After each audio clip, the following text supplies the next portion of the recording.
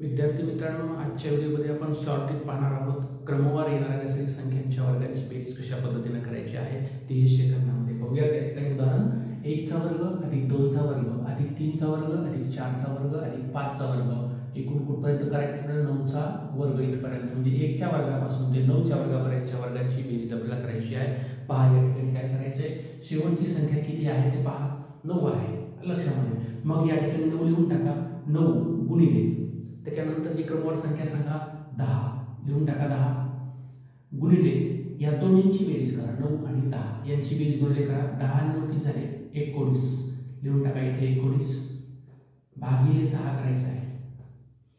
3 त्रिक 9 3 दोडी 6 बे 1 बे बे पंचे 10 करा या ठिकाणी गुणाकार.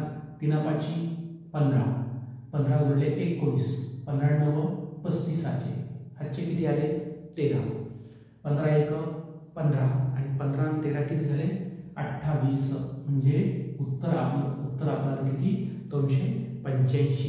हेच उदाहरण तुम्ही सूत्रामध्ये किंमती ठेवून सुद्धा या ठिकाणी घेऊ शकताय. सूत्र आहे n कंसात n अधिक 1 दुसऱ्या कंसामध्ये 2n अधिक 1 भागिले 6 करायचे. हे सूत्र या ठिकाणी या सूत्रामध्ये n ची किंमत म्हणजे शेवटची संख्या, इथं n ची किंमत किती येईल 9 येईल, लक्षात घ्या. या प्रकारे तुम्हाला नैसर्गिक क्रमवार येणाऱ्या नैसर्गिक संख्यांच्या वर्गांची बेरीज या ठिकाणी करता येईल.